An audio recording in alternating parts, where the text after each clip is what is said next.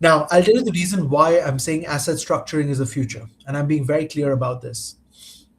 Asset structuring is a combination of four different skill sets, right? So it's about putting the right tax strategy, putting the right legal structure around the assets, using insurance to manage the liabilities, the tax liabilities, the legal liabilities that we have.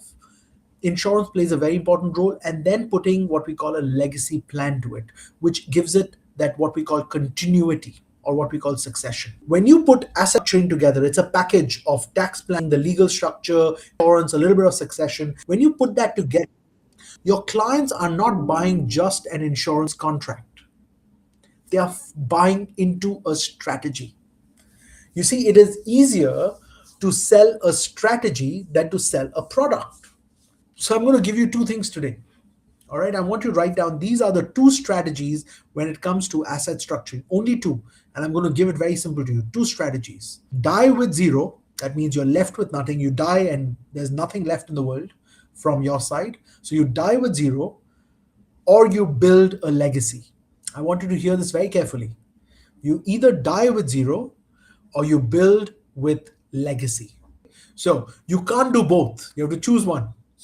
Either you say, Sanjay, I want to die with zero. I want to give nothing to my children. And whatever I have, I want to consume it and I want to finish this in my lifetime. Right? So that's one strategy. The second strategy is, Sanjay, I want to make sure that the wealth that I've generated continues to grow, and I don't want that wealth to disappear for multiple generations. Now, both of them are very different strategies. Both of them are very different strategies. However, they both need to be structured properly, because if you want to die with zero, that's okay. But now the question is, how do you ensure that your wealth sustains your lifestyle for your life? And that becomes our asset structuring strategy. So, our strategy to make sure that your wealth doesn't die before you, right? So, it makes your lifestyle as permanent as possible. And that's absolutely correct, Gurdeep.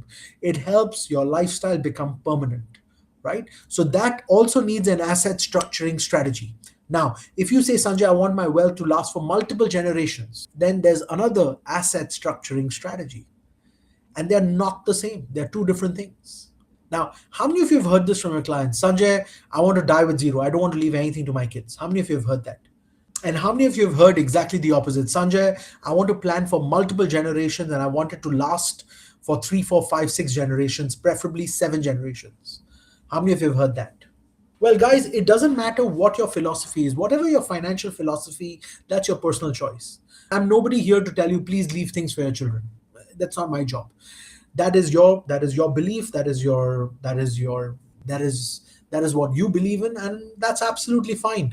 There is no correct right. There's no right answer to this question, right?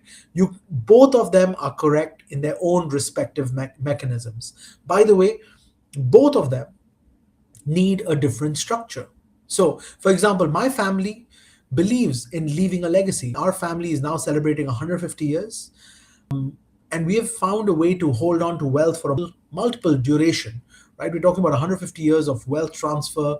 We have made our mistakes. I'm not saying we haven't made mistakes. We have had disputes, we have had mistakes, we have had succession problems, we have had inheritance problem, we have had an understanding of what we like, what we don't like. We've been through multiple wars. So our family has been through World War One, World War Two. We've been through multiple depressions. We've been through multiple recessions, and things do get difficult, right? It's not easy. But in both scenarios, you need to structure your assets to be protected in both scenarios. And that's what I love about our business. Whatever is your financial belief system, it doesn't matter. Whatever is your financial belief system, which is die with zero or leave a legacy, both the systems need our asset structuring strategy. And that's what makes us so unique.